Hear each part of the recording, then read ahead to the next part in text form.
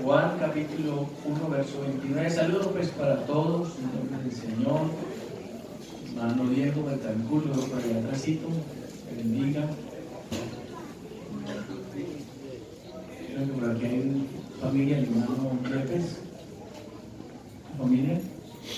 Ah, muy bien. Bienvenidos en el nombre del Señor Jesús. Muy bien. Verso 29. Dice, el siguiente día vio Juan a Jesús que venía a él y dijo, he aquí el Cordero de Dios, que ¿qué? ¿Que qué? Bueno, ahora acabamos entrando entonces en materia. La pregunta es, ¿qué pecado quita? No. Eso es otra cosa. Bueno, mire usted que sí tenemos que estar conectaditos pues con estas enseñanzas, porque parece pues que es bien interesante. Vamos a orar al Señor y vamos a decirle que aquí estamos otra vez. Hay aquí amigos, Jonathan, Norma, Estefanía y Wilfredo, ¿será? Bienvenidos en el nombre del Señor Jesús. Oremos, Señor, te damos gracias. Te bendecimos, te exaltamos, Dios. Ha sido bueno con nosotros hoy, Jesús. Lo que somos, lo que tenemos, te lo debemos a ti, Señor Jesús. Oh Dios, gracias te damos. Es en tu nombre, Señor Jesús. Aleluya. Siéntese. Muy bien. Estamos entonces analizando un poquito acerca de las coronas. Las coronas. Entonces, estábamos diciendo que hay 5 tipos de coronas que un creyente puede acceder a ellas. Decíamos que el hecho de ser salvos, diríamos que sería como más que suficiente, ¿cierto? Pero hay coronas que Dios entonces está entregando a los que son suyos. Entonces, decíamos que una de las coronas es ¿cuál? ¿Cuál es una de las coronas? Muy bien, esa es una, ¿cierto? Muy bien. ¿Y esa corona es para? ¿Para quién es esa corona? No, la corona incorruptible es para quién? Los que resisten a Dios.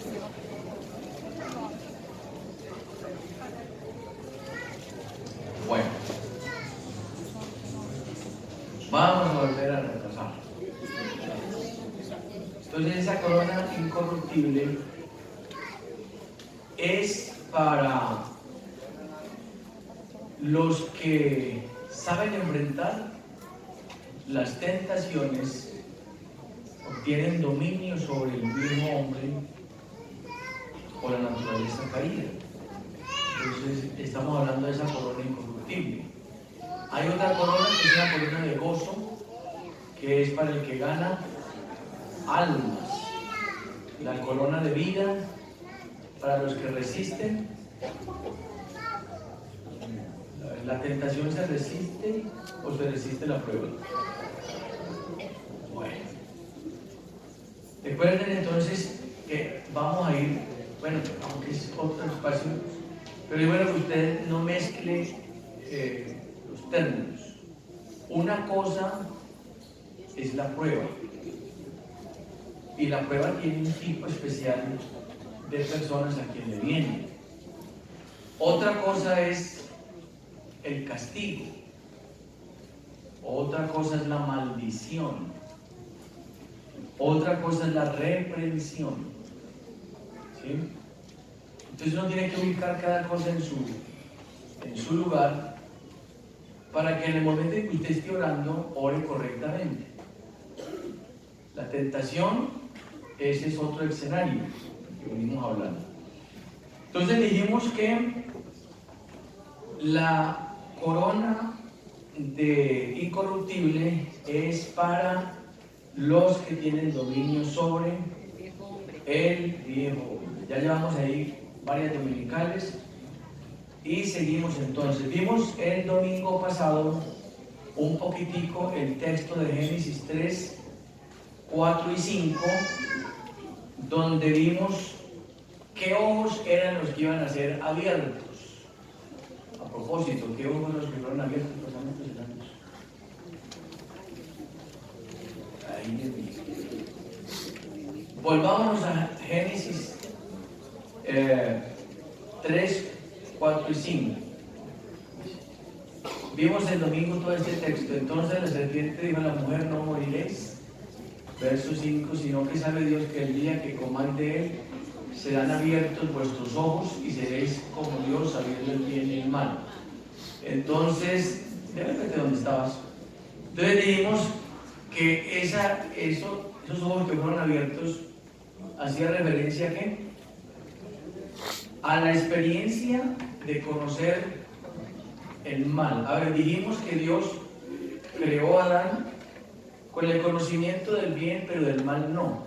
Recuerde que el pecado no se originó en la tierra. ¿Se originó dónde? En el cielo. En el cielo. Pero entró al mundo por un hombre, ¿sí? En este caso, Adán. Esa experiencia que tuvo, entonces, dice el verso 5 que aparece allí, esa experiencia del bien y del mal. Hablamos un poquito también del concepto de lo que es la concupiscencia, de lo que es la concupiscencia, de lo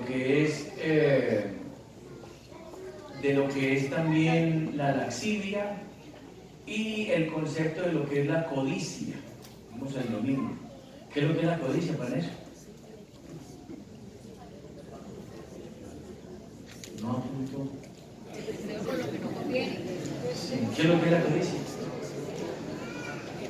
Que se desea, pero que apunta hacia qué. Bien. Muy bien. Entonces dijimos que Dios creó al hombre con un estado. Que a veces que asociamos la concupiscencia solamente con la parte negativa. Pero vimos que esa palabra concupiscencia venía de una raíz griega. ¿Cuál es la raíz griega de la que venía? A ver, preguntemos. ¿Quién? Ah, bueno.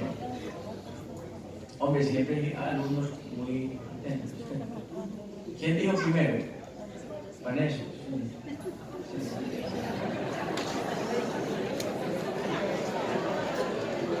La mujer que me diste. Bueno, vamos a concentrarnos para que ya la gata muy intolerante, muy bueno. Sí, epitumia. Epitumia, vimos entonces el domingo, que es un deseo fuerte, un profundo anhelo de cualquier tipo. Entonces llegamos a la conclusión que que la concupiscencia es un estado. Es un estado. Y vamos a prestar atención a esto porque en esta medida nos vamos a dar cuenta que realmente es ser santo. Porque uno confunde muchos términos. Uno cree que ser santo es una acción externa. Las acciones externas son producto de lo que yo soy. Ser santo es un estado donde el hombre puede llegar. Más que una bata larga o un no pintarse o no maquillarse, la santidad va un poquito más allá. Porque puedes equivocar, yo tanto me equivoco diciéndole a la gente, yo les contaba que este día me equivoqué con alguien, una señora muy bien vestida, y Dios le bendiga, pero yo no soy evangélico. Que no es el vestido el que te dimensiona en eso. Entonces dijimos que la concupiscencia es un estado Sí, dijimos que Dios creó al hombre con la capacidad de ser deseante. Que el deseo no es ni bueno ni es malo. Pero que el deseo tiene entonces dos vertientes. Contémosle a la hermana a Nilson y a la esposa también, por favor, que están aquí, aunque ella debe saber, mi amiga psicóloga. El deseo tiene dos vertientes. Cuando yo deseo, tengo dos vertientes para desear. Una vertiente, la primera vertiente del deseo, levánteme la mano. ¿Cuál es la primera vertiente? Dime, hermano, ¿cuál? Venga, por el alto. La primera vertiente es el querer. Pero ese querer es un estado ¿qué? Consciente, muy bien, consciente. Dijimos que ese estado consciente del querer, cuando obtengo lo que quiero, entonces se me presenta la segunda parte del deseo, que ya no es una parte consciente, sino que es una parte ¿qué? Inconsciente. Pero esa parte inconsciente es una huella psíquica en la persona que siempre va a desear otra cosa. Entonces, por eso cuando usted se casa pensando que la mujer es lo máximo que tiene, usted sale afuera y ve otras más bonitas que la que se acaba de casar. ¿Cierto? Y usted tiene un carro muy especial. Pregunta que usted consiguió ese carro, pero usted quiere otro carro mejor o quiere otra cosa distinta a ese carro. Dos de los psicólogos más famosos, hermana, ¿cuáles son? Uno es Sigmund Freud y el otro es Lacan. El uno es psicoanalista y el otro es psicólogo. Llegaron a una conclusión, me parece que es acertada. El hombre irá de deseo en deseo. Nunca el hombre se va a completar excepto cuando aparece Cristo en su vida. Por eso es tan importante que la persona conozca a Cristo. Porque cuando usted conoce a Cristo, usted tiene un concepto distinto de lo que es la vida. Le cambian muchas cosas. Usted establece un orden de valores. Usted eleva su nivel. ¿Sí? Y las cosas que usted consideraba, como Pablo dijo, esas cosas que yo consideraba en otro tiempo como ganancia, ahora las tengo como basura. Pero la razón es porque él entendió que el valor de todo esto lo tenía Cristo en la vida de una persona. Dígale que está a su lado, si tengo a Cristo lo tengo todo. Tengo a Cristo, lo tengo bien. Bueno. Luego dijimos entonces que antes de un hecho, levante la mano, ¿estaba la qué? La intención. Sí están todos. La intención. La intención, ¿cierto que sí? La intención. Es decir, que hay que prestar mucho cuidado con la intención. ¿Quién pesa una intención? Resulta que el que pesa una intención es el Dios. Y dijimos un texto, oísteis que fue dicho, ¿cierto? No adulterarás. ¿Quién lo dijo? Dios lo dijo. ¿Cuándo lo dijo? En el monte. Cuando entregó. ¿A quién se lo dijo? A Moisés. ¿Qué fue lo que le dijo? No adulterarás. Y dijimos que ese solo texto bastaría para colocar a Cristo en el lugar donde otros lo han quitado. Porque hay gente que Cristo, cuando hablan de Cristo, hablan en términos muy despectivos. Pero Cristo es lo que es. Ese solo texto muestra que Jesucristo es Dios y pare de contar. Y no sigue nada. Porque nadie puede legislar sobre lo que otro ha legislado excepto el que legisló. Los abogados están aquí. Levanten la mano los abogados. Atrás hay una. ¿Quién legisla sobre lo que se ha legislado? Sino el que ha legislado. Por eso la necesidad de un congreso. Por eso la necesidad de las leyes, pero las legisla precisamente el que tiene la competencia para hacerlo. Ese que legisló allá fue Dios. El que dijo, oíste que fue dicho, fue Dios. Pero ahora aparece Cristo para legislar sobre lo que Dios ya había legislado. Porque cuando Cristo dice, por favor tírenme allí, ese es Mateo 27, 5:27, 5:27, estamos repasando, ¿no? 5, Mateo. 5. Oísteis que fue dicho, no cometerás adulterio.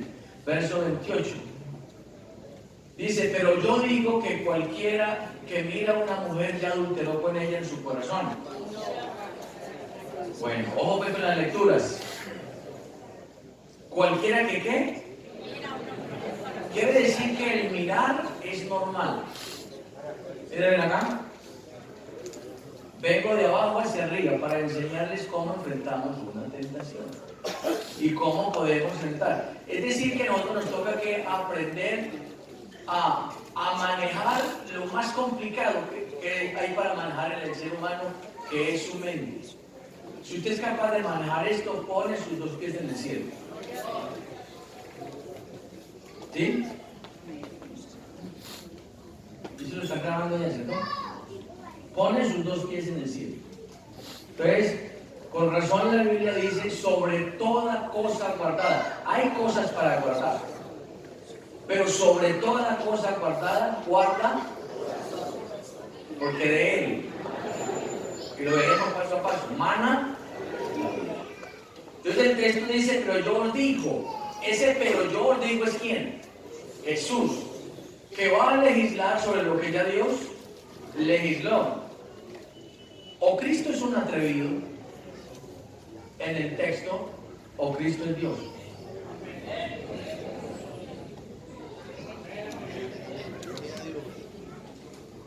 ¿Sí? Pero yo os digo, ese pero yo os digo es quién. Está hablando él. Que cualquiera que mira, ahora, pregunto, ¿está legislando Cristo? ¿Está legislando Cristo? ¿Sobre qué está legislando? Sobre lo que ya Dios había legislado.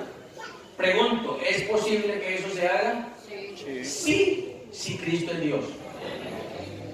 Porque solo Dios puede legislar sobre lo que Él ya legisló. ¿Quiere decir eso que Jesucristo es qué? Dios. No un Dios. Es Dios. ¿Sí? Es Dios. Y está legislando y dice, cualquiera que mira a una mujer para. Recuerda el problema de la codicia, lo vimos el domingo. Desatrácese por favor de esa parte. Parte de la codicia. ¿Sí? Ya adulteró con ella en su corazón. Antes de un hecho, aquí hay una intención.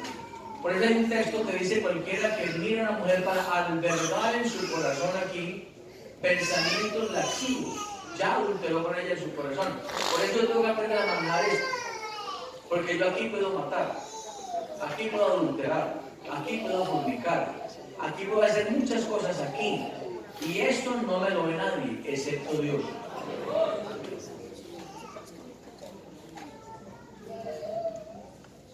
¿Sí? Entonces lo vimos el domingo. Ya adulteró con ella, ¿dónde? En su corazón. Dijimos que hay que tener entonces cuidado con esa partecita. Muy bien.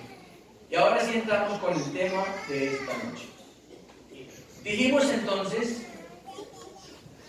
que el pecado como esencia entró o se inició con lucero de la mañana. Y ese pecado como esencia pasó a Adán y trajo consecuencias muy serias. La primera consecuencia fue la muerte. Hicimos la introducción del domingo. ¿Cuál muerte? Las dos muertes. Entonces, adelantamos el texto para decir, o tú naces dos veces y mueres una, o naces una y mueres dos. Esto está establecido. Pregunto esta noche, ¿quién aquí ha nacido dos veces? Pregunto, ¿quién aquí ha nacido dos veces? Dejen la mano arriba, yo quiero esa mano arriba. Si usted no ha nacido dos veces, ahora, pregunto, ¿el nuevo nacimiento se ve? Sí, Señor, sí. Por eso vamos a ver en estas enseñanzas que venimos dando, que hay gente que puede ser arrepentida, pero no convertida. Podemos tener en las iglesias gente arrepentida y no convertida. Porque tú naces una vez, tú no naces dos veces, tú naces una vez. Y ojo con el tema del domingo, que voy a tratar de desmenuzarle eso lo más que se pueda. Porque el nuevo nacimiento tiene dos partes supremamente interesantes. Por eso usted ve que hay gente en la iglesia que realmente uno dice, este hermano no ha nacido de nuevo. No ha nacido de nuevo todavía. Pero está en la iglesia y se bautizó y canta los coros y ha hablado en lenguas. Ojo, el hablar en lenguas no te está diciendo que tú has nacido de nuevo. Hay gente que viene aquí por primera vez y ha hablado en lenguas, pero de ahí a que haya nacido de nuevo, hay un trecho. Entonces de ahí la gente dice, y esa persona porque está en la iglesia ya da mal testimonio. Esa es la razón. Pero hay gente que realmente ha nacido de nuevo. ¿Sí? Entonces, la primera muerte no es otra cosa sino que la separación de lo físico, en este caso que es el cuerpo, de... ¿Y qué más? Recuerda entonces que el ser humano es dentro del pensamiento neotestamentario nuestro, el ser humano es tripartito, es decir, está compuesto de tres partes. Aclaro, dentro del contexto neotestamentario, porque si te vas al contexto del Antiguo Testamento, el pensamiento judío es que el ser humano era un ser dicótomo, es decir, estaba compuesto de dos partes: cuerpo, esa estructura físico-química tomada del polvo, pero el alma y el espíritu, ellos hacen una equivalencia para decir que es exactamente lo mismo. En el contexto nuestro ahora, nosotros pensamos que el ser humano es tricótomo, amén, o tripartito. Está compuesto de cuerpo, es esta parte física, pero dentro de esa parte física está su alma y está su espíritu. Ojo ahí. Con razón el texto bíblico dice: ¿qué ganará el hombre si granjeare o consiguiere o conquistare? Lo que tú quieras colocarle ahí. Y pierde su alma. Es decir, que el valor del ser humano está un poquito más allá de lo externo. Y ojo que lo que está dando ahorita es el culto a lo externo, al cuerpo. Entonces vemos a la gente inconforme con todo. Si no quiero la nariz como la tengo, me la pongo de otra manera. Si quiero los labios grandes y anchos, me los pongo grandes y anchos. Pero si quiero las orejas chiquitas, me las pongo chiquitas. Pero si quiero más pómulos, me pongo lo que tú quieras. Eso se llama culto al cuerpo, ¿sí? El momento reverente que yo le hago algo. Pero el interés aquí de Dios no es en esa parte externa. Porque tú puedes tener un físico rejuvenecido, pero tu corazón internamente está viejo, tus pulmones están viejitos, tus riñones están viejitos, y por eso el apóstol Pablo habla de preocuparnos por el hombre ¿qué? Interior, aunque este exterior se va desvaneciendo. Cuando uno entiende eso, hermano, entiende las órdenes de prioridades. Cuando a mí se me empezó a caer el pelo, yo decía, hombre, qué cosa tan maluca esta. Pero luego entendí y dije, hombre, ya, ¿verdad que yo soy un creyente, hombre? Si que mi hermano me caiga el pelo. Ojo con la autoestima, ¿no? Va a la psicóloga. ¿Dónde la tienes tú? Porque por eso mucha gente hace lo que hace. Porque si tu autoestima está bajo, entonces tú tratas de manejarla de alguna manera. Pero si estás bien, ¿cómo estás? ¿Dónde está el problema, cierto? Entonces la Biblia habla del hombre ¿qué? Interno. Ese hombre interior que es el alma, y en esa alma están nuestras emociones, ¿cierto? Nuestras emociones. En esa alma, ¿qué es lo que más está, hermano Fabio? Ayúdale para eso, en el alma, ¿qué es lo que más está? Nuestra mente forma parte de esa alma. Nuestra voluntad está en el hombre interior, en el alma, ¿cierto? La capacidad de decidir entre una cosa y la otra está en mi alma. Entonces la primera muerte es la separación de esa estructura física con mi alma y con mi espíritu, ¿sí? Pero la segunda muerte va un poquito más allá, que veremos un poquito más luego de eso, que ya no es la separación de lo físico de lo que no es físico, sino también de la parte de Dios en el hombre, que todos tenemos una parte de que es el espíritu, ¿sí? Del espíritu de Dios. Entonces, importante que si el hombre entendiera lo que es el infierno, yo creo que la mayoría de gente no sabe qué es el infierno. La gente cree que el infierno es un ser con cachos y con un tenedor, revolviendo a la gente como salchichas, y eso cree que es el infierno. No tienen ni idea de lo que es el infierno. Si la gente entendiera lo que es el infierno, correrían a ser salvos. Pero usted ni se imagina eso. Ni se lo imagina. ¿Verdad? Entonces, la primera consecuencia del pecado, ¿qué fue, Leo? ¿Qué es lo que nos trae la caída de Adán? La muerte física. ¿Y la muerte qué? Pasamos de 969 años a 70 en el término normal y en los más fuertes 80 años. Felicitaciones a los que tienen aquí 80. Dios les ha dado una inmensa bendición. Amén. Porque el término son 70. ¿Quiénes tienen aquí más de 40 años? Levanten la mano. Les tengo una noticia. Están más cerquita de la muerte. Han pegado. Falta más poquito ya para vivir. Así que en el caso mío, que tengo ya 56, hay veces que me pongo a pensar y digo, hombre, hoy me amaneció doliendo mucho el cuerpo. Y yo digo, si eso es con 56, mi padre que tiene 91, ¿qué no le dolerá? Benditos, amemos los ancianos, ¿no? Son una bendición en la iglesia. Muy bien. Lo segundo que dijimos es que se pierde la comunión. Se perdió la comunión. ¿De quién? Del hombre, ¿con quién? Con Dios. Se perdió la comunión. Y pasó del lugar de residencia. Entonces, pasó del Edén a un lugar de espinas y cardos. ¿Sí? Y la mujer por ahí derecho entra entonces a tener sus dolores con dolor, y no cualquier dolor. Entonces dijimos que el parto es el tercer dolor más fuerte. Entonces las mujeres son guapas, felicitaciones. Y dijimos el domingo que los hombres somos muy flojos. Cualquier gripita nos pone a llorar, y nos duele una uña, ya queremos que la esposa nos mime, la bebidita y todo, y ellas trabajan en ver una cosa y la otra. Felicitaciones, mujeres, ustedes son guapas. Bueno, muy bien.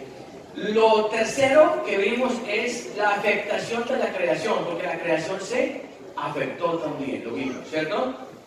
Ahí quedamos. Ahora viene esta, concentraditos aquí, que viene la parte complicadita de eso.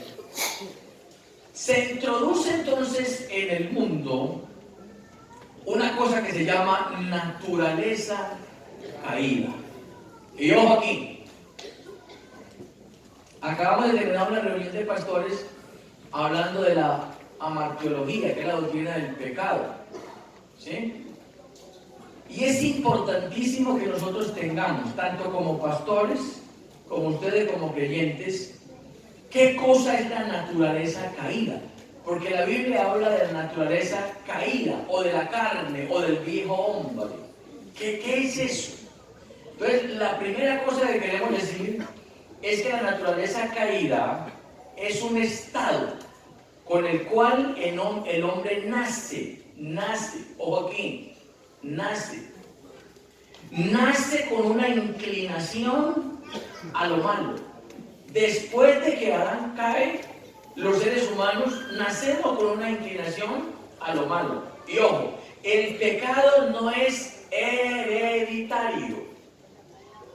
Ojo con esto, porque hay doctrinas que dicen que el pecado es hereditario. El pecado no es hereditario, ni tampoco es imputable. Es decir, yo no le imputo el pecado al que viene detrás de mí. No, simplemente cuando nacemos con un estado. ¿Cuál estado? Con una naturaleza caída que nos deja Adán, y es una inclinación a lo malo. Por eso usted no necesita enseñarle a nadie a que haga lo malo. El niño lo hará en su momento. Pero para hacer el bien, sí hay que aprender. Por la Biblia dice, aprender a hacer ¿qué? El bien. ¿Sí? Entonces, ojo con eso. Esa naturaleza caída es un estado con el que nosotros nacemos. ¿Quiénes? Todos. Todos. Absolutamente todos. Nacemos con una inclinación ¿a qué? A lo malo. Pregunto esta noche, ¿alguien aquí tiene inclinación a lo malo? Pregunto esta noche, ¿alguien aquí? Ese se la volteo. ¿Hay cosas del mundo que a usted le siguen gustando? ¿Sí? ¿Hay cosas internamente que usted siente que se le complican de vez en cuando y que usted necesita algo para decirle a lo otro, estése quieto un momentico porque aquí no mandas tú sino que manda el otro? Yo quiero mostrarle que la cosa más grande que alguien puede tener, la bendición más hermosa, es uno decir, conocí a Cristo. Es una cosa extraordinaria. Entonces, oído acá. Tenemos dos problemas para resolver.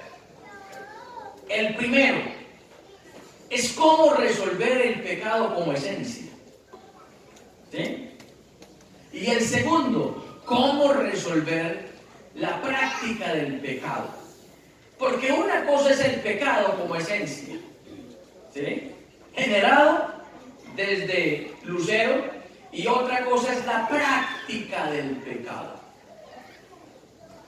Uno, el problema como esencia solamente podía solucionarlo uno. ¿Quién lo solucionó? Por eso cuando Juan dice, he aquí el Cordero de Dios que cubre el pecado, ¿que qué? Que quita. ¿A qué pecado se estaba refiriendo Juan? No es la práctica del pecado, sino el pecado como esencia. Es decir, que esa mancha de esencia es universal, ¿sí? Y el que podía solucionarlo no era otro distinto, sino que Cristo.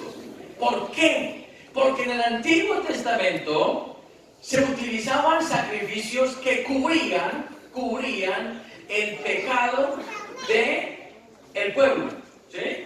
Por eso usted vio que se hizo necesario el sacrificio de los corderos en la mañana y en la tarde, y se hizo necesario la obra de expiación una vez al año, donde entraba el sumo sacerdote con sangre y se presentaba por sacerdotal y se presentaba por todo el pueblo, y los pecados eran cubiertos por un año más. Oído acá, concentraditos, hemos dicho que si este púlpito fuera el lugar santísimo y esto aquí fuera el lugar de reunión y el lugar santo, mucha gente aquí hubiésemos de pronto caído en la tierra como un pollo. Ojo con la reverencia en los cultos. Ojo con venir a un culto y no entender que es un culto. Yo no vengo a un culto a ver a mi tío, ni a mi tía, ni a mi primo, ni a nadie distinto, a encontrarme con Dios en el culto. A eso yo vengo aquí. Porque los otros escenarios los tengo en casa. ¿Sí? Entonces la palabra culto es una palabra genérica. No es ni siquiera el contexto bíblico. Esa palabra genérica, hay culto a todo, ¿no? Hay culto al hombre, hay culto a la mujer, hay culto al diablo, hay culto al cuerpo, hay culto a lo que usted quiera, porque la palabra culto es mi momento reverente para. Es decir, que la reverencia la pongo yo. Entonces, hoy estamos en culto, pero ¿qué es el culto? Es mi momento reverente para Dios. Entonces, cuando yo paso por esta puerta, por aquella, o por allá, yo paso y le digo, me voy al culto. ¿Y qué es el culto? Me voy a rendirle mi reverencia a Dios. Ahí no permito que el que está al lado me hable. Y si me está mascando el chicle, no me masque el chicle, no me interrumpa, por favor. En el culto yo levanto mis manos, yo adoro a Dios, yo alabo a Dios, yo recibo la palabra, porque es mi momento reverente para Dios. Eso quiere decir hermano. Y los que empezamos en esta iglesia sabemos cómo hemos invertido mucho el orden de valores. Usted venía para el culto. Yo le contaba estos días a una hermana el testimonio. Arrancábamos desde un poquito más arriba de Peñaveral. No había, eso no estaba pavimentado. Había solamente una ruta de servicio. Pasaba en la mañana y pasaba en la tarde.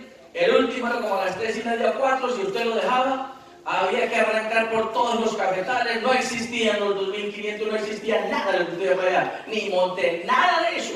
Eso eran fincas. Y por ahí bajábamos con unas fincas. Con una linternita llegábamos arriba de una iglesia de guadua y esterilla y de tierra.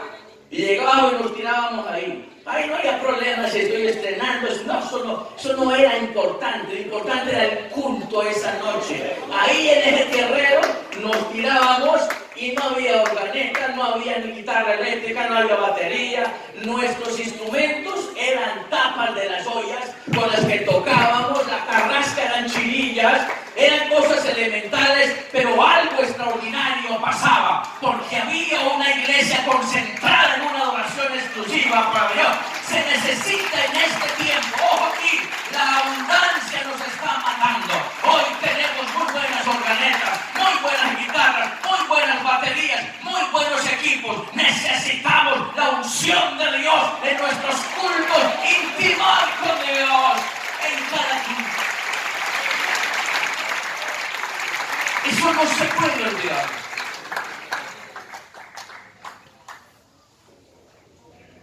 Y me alegra tanto eso, hermano. Yo estaba predicando por allá, no me acuerdo si era en Honduras, no me acuerdo dónde era, pero no me acuerdo dónde era. Y había una hermanita sentadita ahí adelante y me puse a mirar a esa hermana. Cómo adoraba a Dios.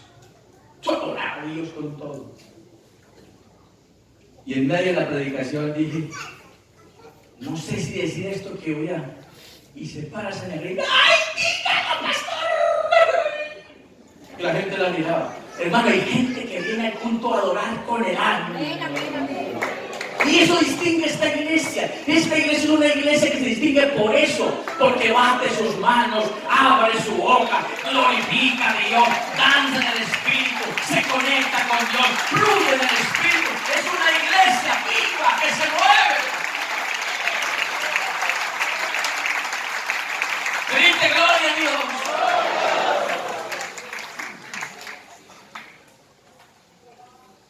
Ese problema del pecado como esencia lo arregló Cristo. Por eso las túnicas de pieles de Génesis 3:21 son símbolo. Mire, Génesis 3:21 como dice, y Jehová Dios hizo al hombre y a su mujer, ¿qué hizo? ¿Y los qué? Si hay túnicas de pieles, es el primer vestido. Si hay túnicas de pieles, indica que hay un sacrificio. ¿Aquí hay un sacrificio? ¿Sí?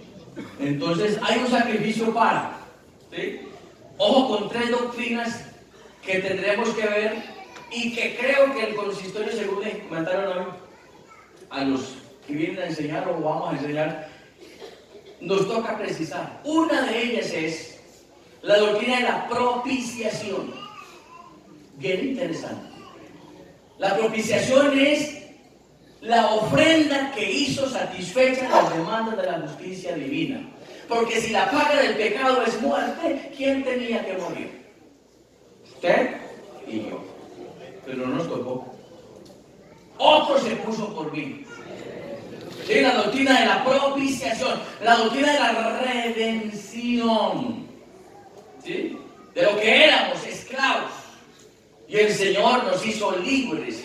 La doctrina de la justificación. Este es un paquete completico y hermoso, todo diseñado por Dios. Pero desde allá se estaba vislumbrando eso. ¿Sí? Las túnicas de pieles estaban siendo tipo de la redención. La ofrenda de Abel, tipo de la redención. La ofrenda de Abraham, en el caso de Isaac, tipo de la redención. El cordero de la Pascua, tipo de la redención. el sistema del sacrificio levítico, tipo de la redención, la serpiente de bronce, tipo de la redención. Es decir, el problema del pecado como esencia lo arregló ya Dios. Entonces, la muerte de Cristo fue una muerte universal, fue una muerte vicaria, es decir, fue una muerte no excluyente. Cristo no murió por algunos oídos, que hay una doctrina que dice que Cristo murió solo por los que iban a ser salvos. No es cierto. Cristo murió por todos, se dio por todos, se entregó por todos, su amor lo mostró por todos. Mas Dios muestra su amor ¿para con quién? No por algunos, para con todos. El problema, vamos a ver, que no es de Dios, es del hombre. O sea, me toca a mí arreglar el otro problema, es a mí. Pero Él lo hizo todo para que nosotros pudiéramos ser salvos. Amén. Dios va a lo que viene. Quiere decir eso, que la muerte de Cristo no solamente arregla el problema del pecado en el contexto de la creación terrena, sino también en el contexto de la creación angelical.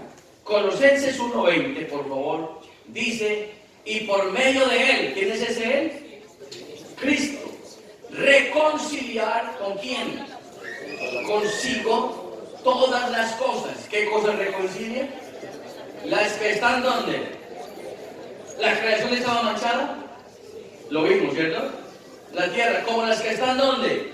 En los cielos. Y ojo a lo que viene, haciendo la paz mediante la sangre de su cruz. Ojo con la sangre de Cristo. Bueno, es que hay temas que a uno lo obligan como pastor a decirle a la iglesia, porque estamos viviendo una época de una cantidad de doctrinas que realmente, hermano, uno dice, sí hace falta mucho. Porque la sangre de Cristo, mire usted, que es una sangre con efectos eternos. ¿Cómo así? Claro. Yo pregunto, reconciliar consigo, ¿qué es lo que se reconcilia? ¿Lo que está en qué? Lo que no está en concordia o en discordia, ¿cierto? Si yo le digo, Leo, reconcíliate con tu mujer, por favor, ¿qué es lo que hay que hacer? ¿Qué le estoy pidiendo? Que arregle las cosas con la mujer, ¿sí? Muy bien, muy bien. Y lo normal sería que las arreglara ¿quién? ¿Que partiera de quién? Del que la embarró, por decir algo. Ojo aquí. Porque una de las cosas que se hace difícil hoy es perdonar y pedir perdón. Y vamos a ver que el que nació de nuevo, para él eso es fácil. Eso no es voltear la espalda para allá y lo volteo para allá. Y Leo, ¿cuánto llevamos ignorarlos? 2 días. Y hágale pues, mi hijo, a ver. Ahí está la comida. Hay parejas que pasan 8 y 15 días sin hablarse. Miren acá. Usted no nació de nuevo.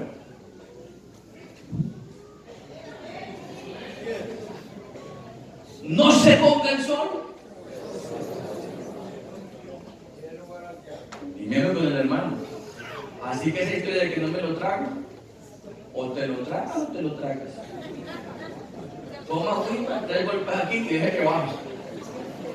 No hay otro. Porque el que no ama a su hermano al que ve,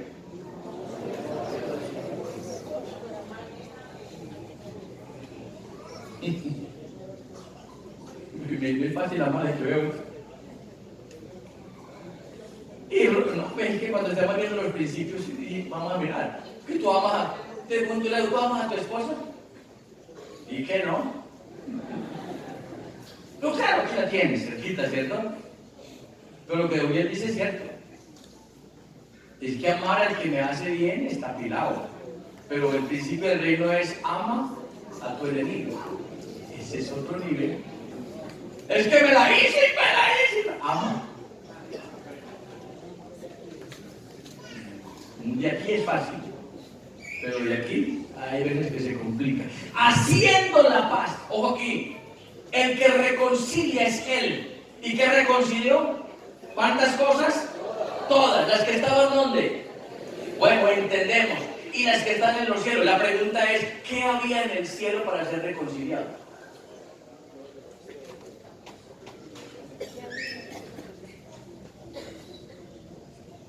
Eso quiere decir, ojo aquí, que la obra de Cristo en el Calvario, y ojo con la iglesia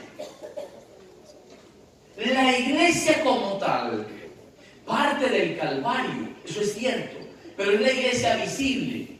Pero realmente la iglesia parte en los propósitos eternos de Dios. Lo que Efesios dice es, antes que hubiera sol, antes que hubiera luna, ya había ¿qué? Iglesia.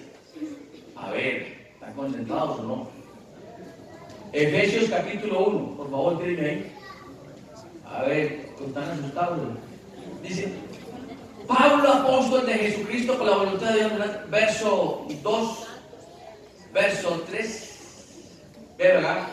Bendito sea el Dios y Padre de nuestro Señor Jesucristo, que nos bendijo con toda bendición, gloria espirituales en Cristo, verso 4, según nos escogió en Él hace 15 años, 20 años, 65, 80 años. ¿Cuándo?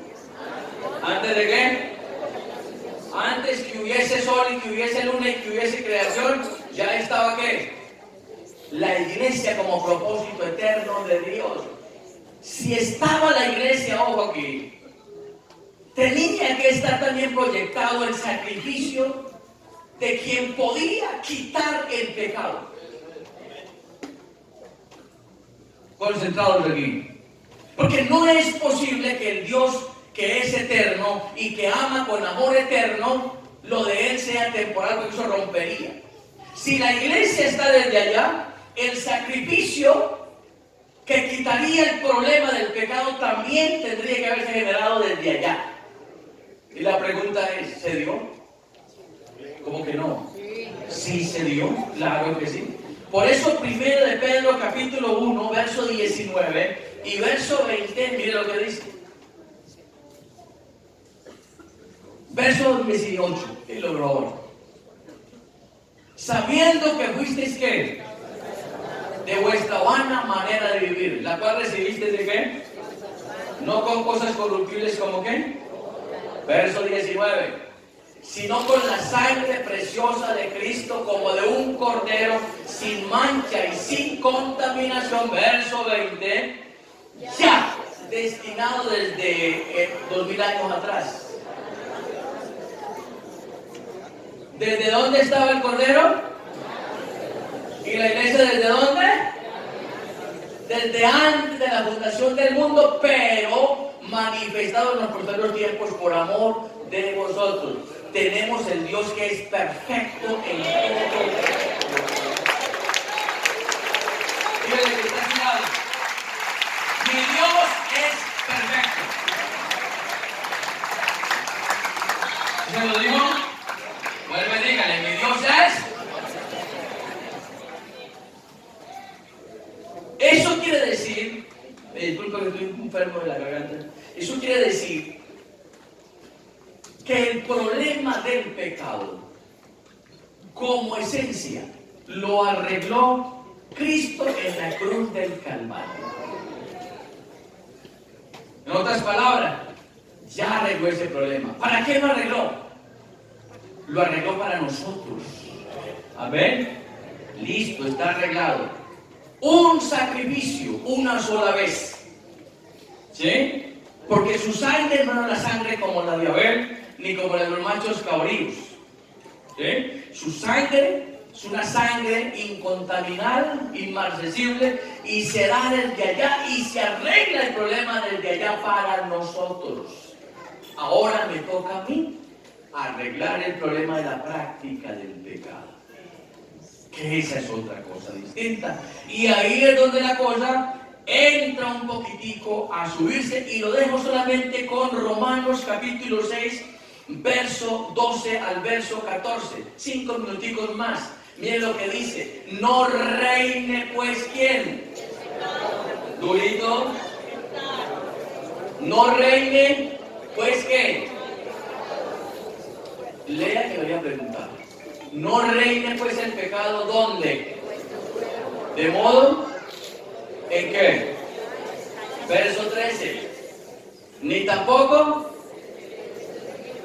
como instrumentos de iniquidad, sino presentados vosotros mismos a Dios como vivos de entre los muertos y vuestros miembros a Dios como instrumentos de justicia. ¿Cuántos tipos de personas hay ahí? ¿Cuántos tipos de personas hay allí? Dos. ¿Cuáles son? Dios y el hombre. Devuélvete. Devuélvete, por favor. Devuélvete, por favor. Bien. Pregunto, hermano de España, ¿quién es el rey ahí? Escuchemos al libro de Yepes. ¿Quién es el rey? El pecado. El pecado es rey. ¿Es rey en quién? ¿En quién? ¿En cuál? Ojo aquí. Ojo aquí. Aquí hay dos tipos de personas. Uno, ayuda a la esposa. Aquí hay dos tipos de personas. Aquí hay un rey. Iglesia, ¿ahí hay un rey? Iglesia, ¿ahí hay un rey? ¿Quién es el rey ahí? El pecado. Pregunto, ¿en quién reina el pecado? ¿En el que esté en un cuerpo qué? Pregunto, ¿usted y yo estamos en un cuerpo mortal? ¿Sí o no? Ok, vamos a ver. Ahora, lo que Pablo está diciendo es que hay un tipo de personas en las que el pecado reina. Y si reina, entonces se le obedece. ¿Se le obedece en qué? ¿En sus qué? Concupiscencias. Y lo otro, no solo se le obedece, sino que le prestan los miembros para obedecer. Se le prestan las manos, se le prestan los ojos, se le presta la boca, se le prestan los pies. ¿A quién? ¿En quién el pecado es qué? Rey. Pero hay otro grupo que ya le dijo al pecado, amén, muy bien. O como dicen los pelados, te vi. Te vi. No quiere decir, como vamos a ver el domingo, porque aquí lo único que nos hace inmunes a esto es una cosita. El nuevo. Ojo con esa doctrina, que es hermosa. O el pecado reina en mi cuerpo mortal y le obedezco, o el pecado no reina en mi cuerpo mortal y no le obedezco. ¿En cuál estamos? Así que hay que sacar de nuestro léxico, es que yo soy tan débil.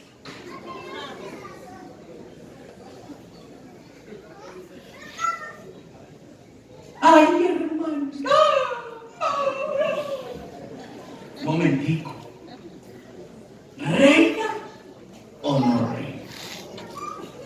Entonces Pablo está diciendo, la gente que nació de nuevo destronó al pecado en su cuerpo como rey. Y ya no es rey. Por eso cuando Pablo dice, ya no vivo yo, lo que está diciendo es, un momentico, que aunque estoy en este cuerpo, vamos a ver el domingo, que es un cuerpo de muerte, de humillación o de pecado, hay algo que me hace o que me permite tener control sobre lo otro. Y cuando viene la tentación, ojo con la corona, cuando viene la tentación, no voy cediendo tan fácil, porque ya no vivo yo, ahora vive Cristo en mí. Se necesita una iglesia que tenga dominio, control, eso lo entiendo.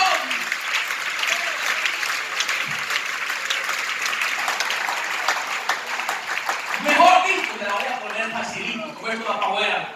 Quiero decir, aquí está la gente que tiene una altura muy grande. Así que, hermanita, usted que vive en una casita sencilla, hermano, usted tiene una altura supremamente alta.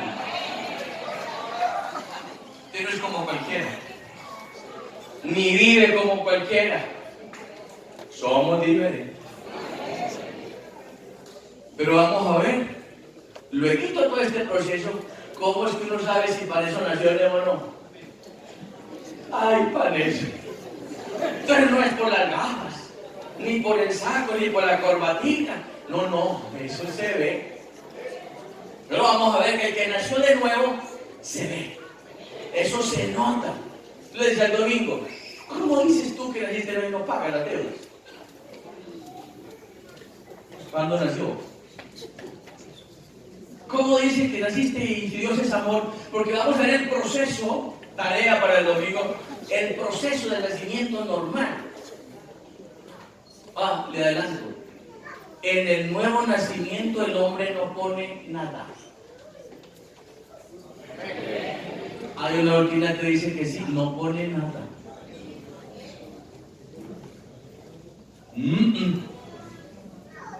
Tú una cosa.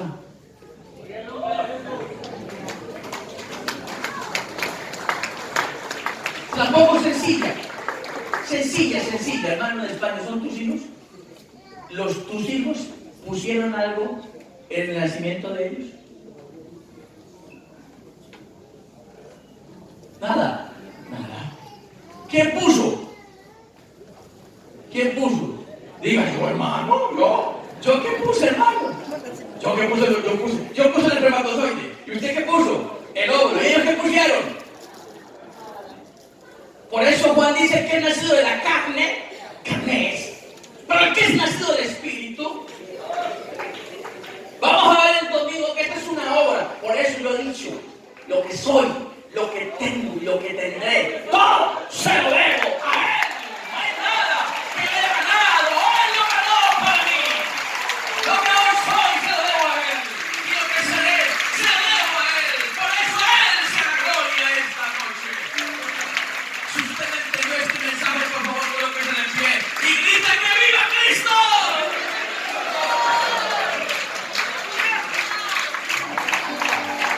Vamos a cerrar este culto, hermano. Escúcheme aquí. ¿Alguien aquí le debe algo a Dios?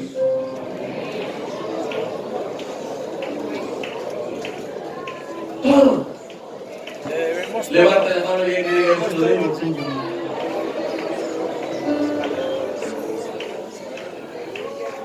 Deje sus manos arriba y dígale todo te lo debo. Deje las manos arriba y dígale todo te lo debo.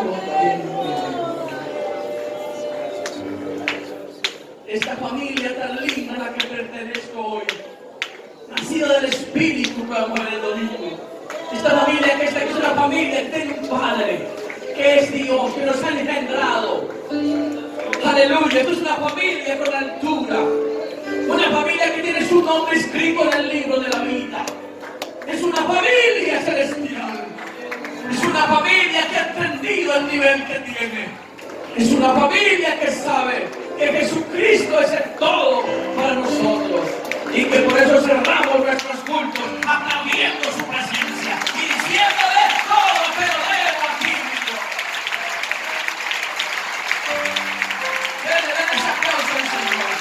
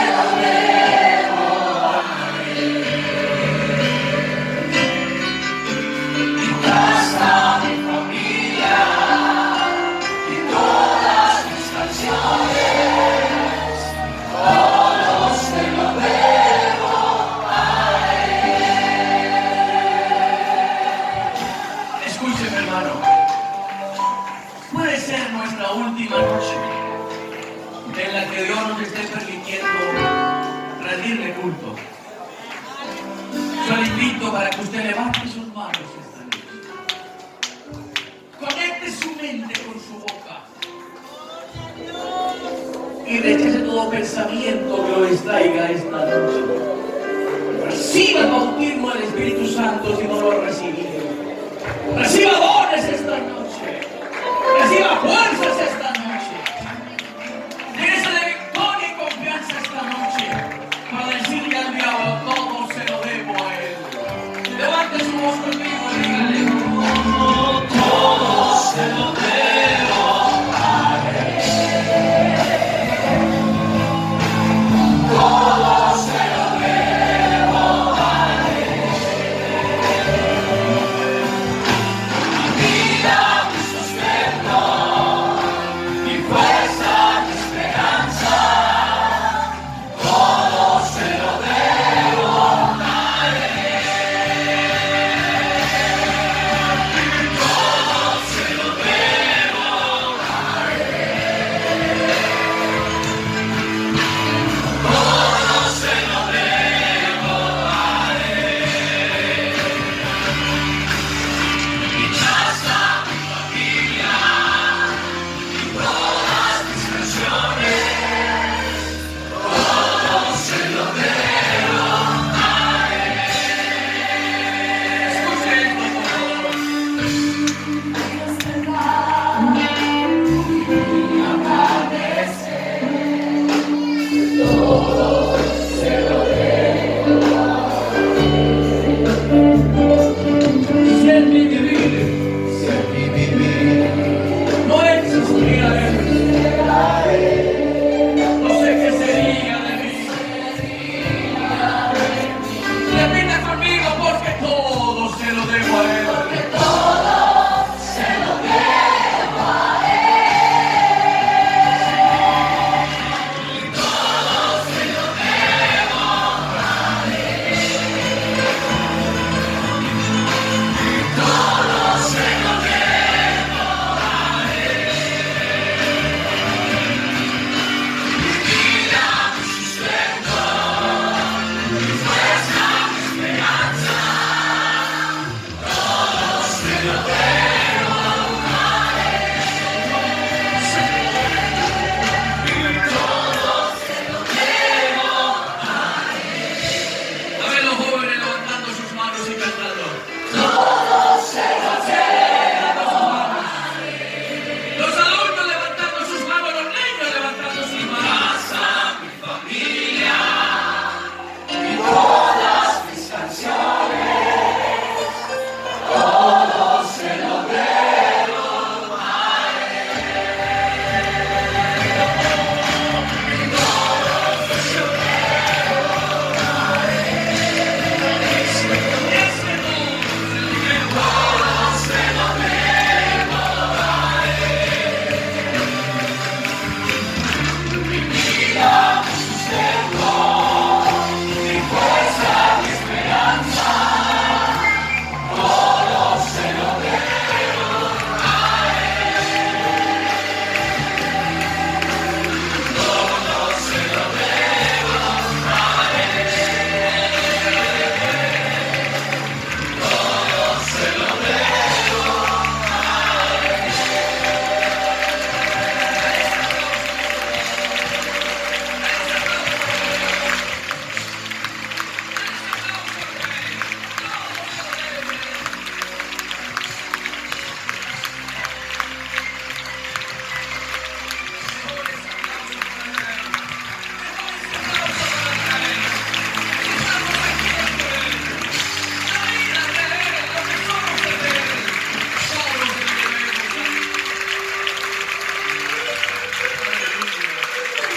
Tengo un abrazo de que está a su lado, por favor. Aleluya. Vaya con el Señor, regrese con él mientras cantamos para el Señor. Se llama